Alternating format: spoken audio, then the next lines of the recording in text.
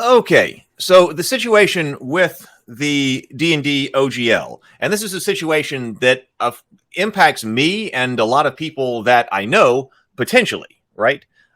Because, for instance, I had written the Journey to the Tree of Sorrows RPG, and I'd written those books, turned them in years ago, and they'd never been published. But even back then, I was kind of joking that there would be a new edition of D&D before they actually got out there, and it's because they are requiring so much art. It's the art that is such a difficult thing for those books, and they're going to look absolutely beautiful, and they're going to be amazing books when and if they get published. But even then, I was thinking, kind of as the publisher side of things, that hey, we are moving kind of slowly here, and then what if there's a new edition of Dungeons and Dragons that comes out after all these things have been written, and then how do we deal with that? And then as time has gone by, well, not only do we have a new edition of D&D, but then we also have this potential situation with the OGL. And when I was first covering one D&D stuff here on the Morning Grind, we've done it a couple of times. I was not even aware of the issues that the community seems to be having regarding like all of the digital situations and microtransactions and all of that. I was just coming in from the perspective of, let's see what the new rules are. And it seemed like from the two times we've looked at the rules that I haven't actually been able to play test them or anything like that, but that I wasn't seeing anything in the rules that was causing me to go, oh, yuck, or something like that. It was like, okay, let's look at the clerics, how they're revising backgrounds and things like this. And that at least on first pass, it could be a good revision to that. But then we had all of the issues with the potential, whether or not there would even be physical books or whether you're going to get physical books and how much it's going to charge to be able to play on an online platform and all of that. But then it hadn't even really occurred to me that, and then we have the situation with the OGL. And what's strangest to me is that it seems to be going retroactive, because like it wouldn't surprise me at all based on what we were hearing. And because I also did a video on the under monetization, that term that was used, the under monetization of D&D. So it really wouldn't have surprised me if, let's say, 6th edition, one D&D, whatever you want it to be, 6th edition, would have decided to completely kind of break and do something completely new that they wouldn't have had to share. But then what could you do about like the 5th edition OGL? It hadn't really occurred to me.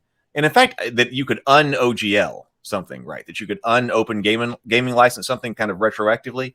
Now, we're going to look at that here. But I guess that hadn't really occurred to me. So if somebody wanted to continue... So if you wanted to continue working with it, I would have thought you could. So it hadn't even occurred to me that it would be kind of retroactively.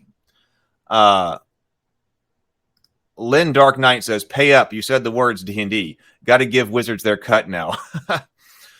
That seems the way people are saying that's the way it's going, right?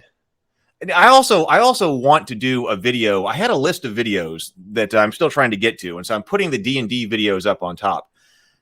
It makes me wonder, one of the topics that I was going to cover is how brand loyal are we to D&D anyway? Like, I can answer for myself.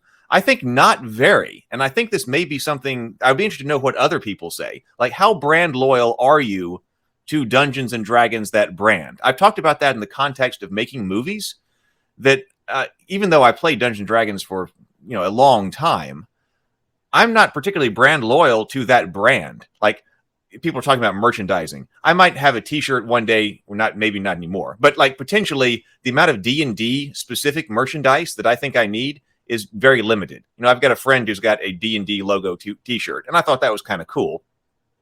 But, I don't need D&D themed merchandise. I'm much more interested in the worlds. I think, to me, it seems like Forgotten Realms or Dragonlance would have more brand loyalty and interest than like the D&D brand. First of all, we talk about a whole bunch of different games here on this channel, right?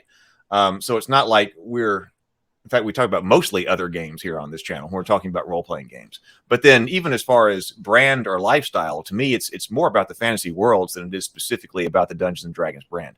When Dungeons and Dragons was all that was out there, well, that's one thing. No problem, White Rabbit. Catch up on the replay. Enjoy your morning. You too. Access your inner light. Not any inner light says not at all anymore. Inner light says not at all anymore, but the games I play seem to be using the OGL. a lot of OSR, for instance. Yeah, and I'm wondering what the impact of all that's going to be. Grim Hild says, yeah, changing the OGL 1.1 going forward for 6th ed is one thing, but Wizards of the Coast trying to unauthorize OGL 1.0A is much, much worse. See, and we're going to start back from the beginning here. We're going to look at the Gizmodo, which I believe the Gizmodo article is the start and the genesis of all of this, right? But see, what you're saying right here, Grimhild, is what I would have said. I would have not been surprised at all if 6th edition was much different from 5th edition, because you can see now they've been trying to say, hey, that 5th edition is going, 6th edition, let's call it 6th edition, 1 D&D, whatever that is, it's going to be backwards compatible with 5th edition. And so that kind of makes you think we're having a continuation right here. But if they were going to do something like all of a sudden make a 1.1 OGL, it seems like 6th edition would be a completely different rule set. So then all of a sudden, if you're using 5th edition, you are using an older version of the rules, and they're trying to move the player base to the new version. And now here's this new OGL that we're going to issue these rules under that could be more constraining. Now, then you might have a situation with 5th edition that was a lot like Paizo and 3rd edition and Pathfinder. And we talked about that in another video, whether or not that could happen. In that kind of situation, you might be more likely to have a kind of Paizo Pathfinder situation. Maybe that's what they want to stop. But yeah, I completely agree with you right here. Lynn Dark Knight says, I jumped ship about a year ago to Pathfinder 2E. I enjoyed the system more, but I'm bummed about pausing my D&D collection for now because of Dragonlance. Yeah, there is Dragonlance coming out, right? And also, see, I think this is, I mean, it must be having an impact. And you would think that in today's world, the Wizards of the Coast press team might be more on this. And I'm wondering about that from this perspective as well, because I've been seeing in my feeds, even people who have been very loyal to Dungeons and Dragons and also who are using I've got several friends who publish under the OGL, right? And I've even seen those people who are canceling orders for, there's some Vaults of Something book, I don't know that book, but canceling pre-orders for it. Dragonlance is coming out. So, you think if the leaks weren't true, you would think we would have something like a tweet or a statement or something like that from Wizards of the Coast clarifying something. And as far as I know right now, we don't have that. Now, if somebody knows something contrary to that, please let me know. Yeah, Trey gives us like 3 games every day that isn't D&D. If you're in the Ravenkeep Discord server and you're under the other game section, Trey posts a lot of different games. And we've been looking and learning how to play them here on the Morning Grind. Pathfinder, Access Your Inner Light says, Pathfinder would probably be one of the first brands to be attacked if 1.0 is deauthorized. Yeah, when they think about how many large companies are there that are significant in that regard. I mean, Paizo is definitely one of them, right? And they can't. It seems like when I did the video, or did we talk online? I forget about the monetization of about whether or not there could be a new Paizo. We were looking at who could possibly take that place, and we said there were 3 characteristics that you would have to have. You would have to have good ideas, but good ideas alone are not enough. I mean, if you have terrible ideas, you're not going to be able to do it. But you have to have good ideas, but good ideas are not alone. You have to have the ability to execute those ideas and execute those ideas at scale, which probably means industry connections for distribution, printing at scale. So not like print on demand, but actually printing at scale, worldwide distribution, etc. And then you also have to have a connection to a large player base, right? You have to have your connections. I was using the term mailing list, but I'm talking about by mailing list, that can be email. It can also be, but more importantly, when I'm talking about mailing list, I'm talking about direct connections to people who like your work, know who you are. Obviously, you're connected with them. Know who you are, like what work you're doing, have spent money with you in the past, and are willing to spend money with you in the future. If you have that, that's a very powerful component. And there are very few people who have that triad. Paizo and Pathfinder is one of them. It could have been D&D Beyond. D&D Beyond could have been that, but that was purchased, right? And so we talked about in the other videos how that may have been not only a technology acquisition, but also to make sure that that contact list of D&D players did not get out in the world. So, morning, Rhino Watcher. Okay, this is another fantastic point. So the OGL is only needed if you're copying text from the SRD. And I think this is an extremely important point to bring up. And okay, so I don't know anything about 4th edition, so this is also important context. Rhino Watcher says 4E also did not have an OGL. So, right, so it's important to note, and I think this kind of thing is going to become all the more significant. Make sure that I've got this right. But okay, in the United States, at least, you cannot copyright a game's mechanic.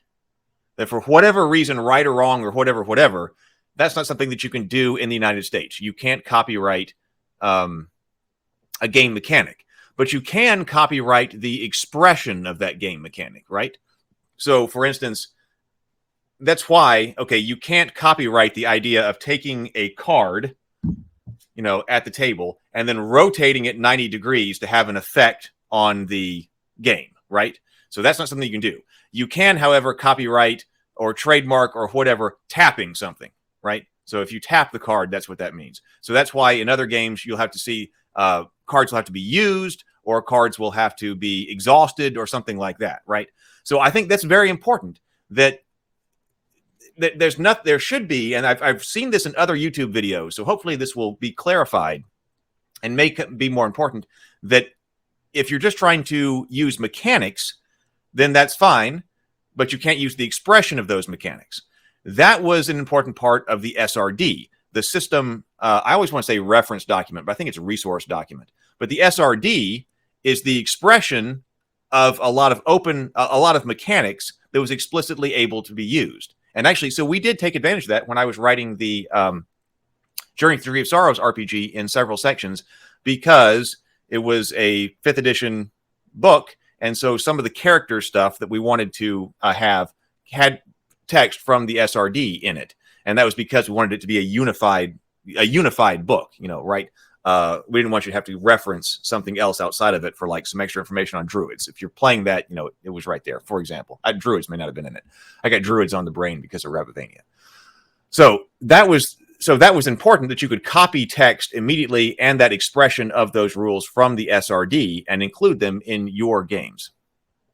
Grimhild says, Wizards of the Coast probably doesn't want to focus on a specific setting anymore for a couple of reasons. 1, setting silos, and 2, problematic older lore. Let me go here to Lynn. Lynn, do you think Critical Role will be exempted from their royalties collection? I have no idea. I have no idea. A lot of people think that Critical Role could be a force that is actually large enough as Paizo was back in the day, because they had Dungeons and Dragon magazine, to actually make a big swing in the gaming community. So it does stand to reason to me that if you are an executive at Wizards of the Coast or Hasbro, you would want to keep Critical Role on board. That you wouldn't want to do anything that would make them do something else. It does seem that way to me. I have no idea. I have no behind the scenes information or anything like that. But that does seem like Critical Role is such a large cultural force that you'd want to keep them in the fold, like with whatever it takes. If you can't buy them, like directly buy them, like D&D Beyond, you'd still want to keep them in the fold. Okay, so this is a continuation of Grimhild's commentary here. So setting silos and problematic older lore. 1, setting silos. In 2nd edition, they had tons of settings: Forgotten Realms, Dark Sun, Spelljammer, Planescape, Ravenleaf, Ravenloft, Birthright, etc. Many people interested in one setting wouldn't spend money on the other settings that they didn't play in. Yeah, that can be a problem. So yeah, from the business perspective, you probably do want to have everybody playing in the same world. Now, I like different worlds personally, but you can see the conflict between somebody who is playing and somebody who is sitting in the boardroom. So 2, Wizards of the Coast wants to distance themselves from lore and older settings that have some insensitive stuff that hasn't aged well for a modern topic. No, that's fine. That's no problem at all. So this is also right. This is also what I want to talk about. Oh, look, it says that we have 21 people watching. It says we have 24 people watching. So welcome, everybody. I believe this has set a record for the largest watched Morning Grind live stream. So welcome, everybody. So glad to have you here. Please do hit the like button and subscribe if you found this for the first time. So Great to have you here. So Rhino says the leaked version is a draft. So it's being discussed and negotiated in Wizards of the Coast. Nothing is set in stone yet, which is why there is buzz, trying to sway the decision. So, right. So Rhino puts leaked in scare quotes here, which I think is completely valid. Whether or not this was deliberately leaked or unintentionally leaked, this is why we need to assess credibility, right? This is when I was talking about, like, because we don't know this is happening, right? So what is the credibility of anything, of this right now? Well, we don't know, right? Now, we might be able to derive some credibility based on different sources that have come out. But right, this is a draft. It's been leaked, whether intentionally or non-intentionally. There's a lot of discussion. It seems like because Wizards of the Coast at this moment, as far as I know, has not issued a specific statement, it does seem like, well, let's just watch and see what happens. And somebody was talking on the Ravenkeep Discord server about that it could have been an intentional leak to kind of judge community reaction. So nothing is set in stone yet, which is why there is buzz trying to sway. Rhino says Critical Role is probably who they are coming after for royalties first. Oh, really? So that's a slightly different opinion here. So it could be. It could be. I'm not actually as familiar with Critical Role as many people here probably are. I know about it and I have watched some of it, but I'm not I haven't dived deep into Critical Role. Critical Role is probably who they are coming for royalties first. They're using their IP to make money. From a legal standpoint, that's money you're leaving on the table.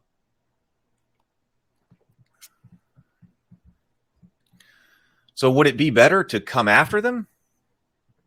Would it be better to come after them, or would it be better to buy them? That would be my question. I think I would be asking myself if I were the boardroom. I can attack Critical Role and try to get money out of them as far as licensing goes, or I could co-opt them, or I could be their friends, or just buy them directly. Which one of those is the better way? Because there's also the PR aspect. I mean, what if Wizards of the Coast came after a Critical Role? Like, I don't think that would look good for them. I mean, it doesn't say they're going to do it. Stray says, I'm not worried. If they're draconic about it, they will lose money. This is going to be TSR all over again. This time they're owned by Hasbro, though. I think there's also, I want to talk about this in terms of corporate geekdom as well. Because, on this channel, I've talked about how I'm against, or I've come to be against corporate geekdom. We had a really good run with a lot of great stuff that came out, I believe, starting with the Lord of the Rings trilogy by Peter Jackson. And then we had some great successes in fantasy and geekdom in kind of the larger corporate sphere. But then when people realized, oh my God, this is something that makes a lot of money, we've ended up, I think we've kind of crested here. So here we're understanding Dungeons. It's so weird to me to be talking about Dungeons and Dragons in the context of corporate geekdom, because Dungeons and Dragons was always kind of the underground. At least the underground thing. It was that weird thing people were doing in the sewers, right? But now it's very mainstream and it's a corporate product, which seems weird. And I prefer the kind of underground geekdom stuff. So maybe that's why I also look at other things, because it's weird that we have to talk about Dungeons and Dragons in terms of corporate geekdom. Hopefully it will listen. Hopefully they will listen. Maybe these kind of discussions that are going on here and Twitter and elsewhere are influential. Critical Role maybe, but also Kobold Press, Paizo, and some of the big D&D Kickstarters. Yeah, I mean, we were looking at stuff by Kobold Press. What was that, yesterday or the day before? I like what Kobold Press is doing. But even I saw an analysis, and see, this is the kind of thing that needs further analysis. But somebody was breaking down, like, last year, what were the top 10 Kickstarters that used the OGL, and how much money did they raise in total? And so, if the licensing were in place, the royalty for the new license were in place, how much would that have actually made for Wizards of the Coast? And this person was saying it's actually not a lot compared to their revenue. So why fight this? Why fight this battle for what is comparatively not a very small percentage, like less than, like 0.2% or something like that. So I think that could be looking at right now. Matt says, I don't think they would sell right now. And that Rhino, yeah, they're privately owned, right? Critical Role is privately owned. they have less incentive to sell. If I owned it, I would probably not sell, but I'm not really a sell it kind of person. But on the other hand, let's say you have built something up that large, and then all of a sudden here you get, you've been working really hard at it, to make it what it is. And then all of a sudden somebody's willing to write you a big check and you get to, it's not impossible. Because then you get to go to Tahiti and sit there and sip your mint juleps. But then again, you're surrendering something that is kind of the underground. I don't know, because Critical Role is privately owned. Is that the geek underground, or is that still corporate geekdom? It's so big that you think that's this corporate geekdom. But I still think that, if Critical Role is privately owned, even though it's, as far as the geek underground goes, I would say Critical Role is very much mainstream geek culture. But is it mainstream culture in general? That's an interesting one. Corporate geekdom will always destroy what it's promoting. Yeah, Lynn Dark Knight says, "Oh, the good old days when we worshiped Satan to ensure our dice rolled well." Hi, Guitar Guy Nick. Good to see you. Good to see you. See, BGD says, yeah, so what you're saying is we've passed peak geek. Yeah, maybe we need to use that term. I like that. So we've passed peak geek. Maybe there needs to be an underground, a counter revolution. I don't know. The counter, what's the geek counterculture to corporate geekdom? That needs to come back. Oh, yeah. Critical Role was with Geek and Sundry. I had forgotten about that. So they were with Geek and Sundry. They left to be on their own. So I can't see CR selling out and losing their own autonomy. So yeah, so they have demonstrated in the past that they want their own autonomy. Yeah, that's a good point. Shinpai Kuga says, the OGL has provisions for custom license offers. I'm pretty sure Critical Role is just going to get something custom. The fact that they also represent a whole lot of free marketing for them. So, right. There is that idea of, that, other licenses can be negotiated directly. And so it may be that that's the way they go with something like Critical Role. Okay. So let's do a couple more. And then I want to bring up the Gizmodo article, and then a couple of other things that I found, because I was still going through all of this as well. But OSR says, Inner Light says, OSR has gotten the underground geekdom feeling down, they have got the underground geekdom feeling down, which is probably why I like it more. There's an article on PBS recently that completely trashed OSR players. I was seeing something on PBS headlines. Now, I didn't get to read that either. Maybe that's something I should read and take a look at for possibly doing a video on. I was seeing 2 days ago, wondering if the rolling a D20 is gatekeeping. Did anybody see that? I had that on the list to make a video on. But you're right. I would say you are clearly right, Inner Light. If you are looking for an underground geekdom feeling in the current gaming environment, it might be OSR. Rhino says, Hasbro is planning multimedia monetization of D&D. They will have movies, lunchboxes, video games, tabletops. Making streamers mad is a small percentage of the total pie. Could be. See, I want to know what's going on with this. We've talked about this D&D movie on the channel as well. I did a video on how to make that good, and because there are really ways to make that terrible. And then I saw the trailer, and I think they found a new way to make it terrible. And it may have been you, Rhino, who was saying, there was somebody who was saying in the my commentary on that trailer that what they're trying to do is make the D&D brand the Marvel brand. And so when I saw that comment on the YouTube comments, I went, oh, that does make sense. Going back and looking at that trailer. Now, it still didn't impress me. But looking back at that trailer and going, oh, somebody said what's working right now, Marvel, arguably, or what has worked, Marvel, make a Dungeons and Dragons Marvel movie. Going back and watching that trailer with that in mind does kind of make sense what they're trying to do. Guitar Guy Nick says the biggest issue with the OGL is that they are testing to see how many third-party people are on their radar so they can bring down the cap of $750,000 to catch more of them. Maybe. So the biggest issue with the OGL is that they are testing to see how many third-party people are on their radar so they can bring down the cap. Oh, so because that was one of my issues. That one of the big no-go kinds of issues to me, because it's possible that I would want to put stuff out on using the OGL, or, originally for either Rabavania or Theophany. But having to report all of that, all their reporting requirements, I was like, wait, what's going on? I'm not interested in giving myself all that overhead. I mean, not happening.